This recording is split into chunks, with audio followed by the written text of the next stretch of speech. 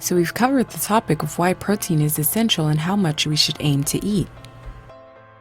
In this video, we'll go deeper in how to eat more protein and from what sources. When you first start with this diet, you'll probably have difficulty getting the daily recommended protein amount. This is totally natural, and we all have the same challenge. That's why I want to show you some ideas and things you can do to help you get enough protein. The first thing you should know is that protein quality differs significantly between different sources. For example, protein from broccoli has much lower quality than protein from eggs. It is called the amino acid score. Basically, what it means is that the higher the score, the more beneficial amino acids the protein consists of are. For example, you can only use some of the broccoli protein because it doesn't have many amino acids that make up our muscles. Simultaneously, eggs, for example, have the complete coverage of amino acids in our body to use them for everything. But the amino acid score isn't all there is to it. We also have to consider what comes with the protein. There's never just lean protein in nature. For example, if we eat processed meats like sausages, we get processed fats and potentially harmful additives.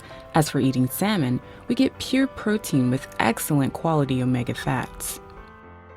So the first thing you should learn is to fill your diet with higher amino acid score protein from quality sources. What are these? The best natural quality protein sources are fish and other water life like shrimp. Fish has unique omega-3 fatty acid content you'll get nowhere else and perfect protein quality. Crustaceans and eggs also perfect protein quality with lots of good fats and micronutrients. Chicken and other poultry, quality protein without too much extra fat.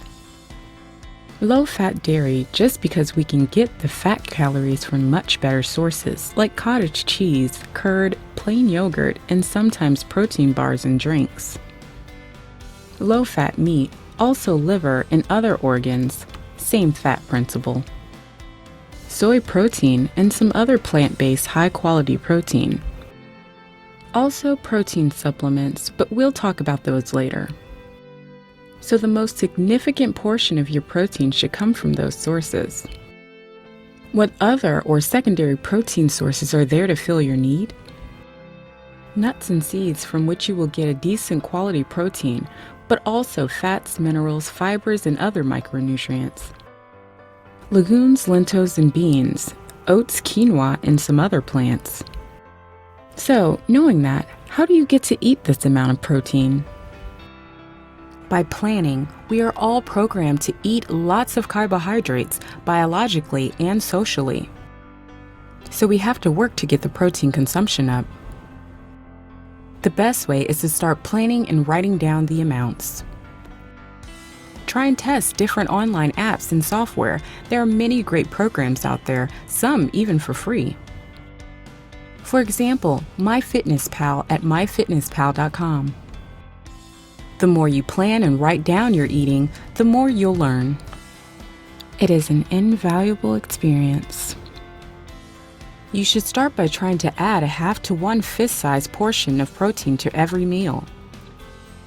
For example, 2 eggs for breakfast, 2 chicken breasts for lunch, 1 can of tuna and olive oil for supper, 200 grams of cottage cheese for snack.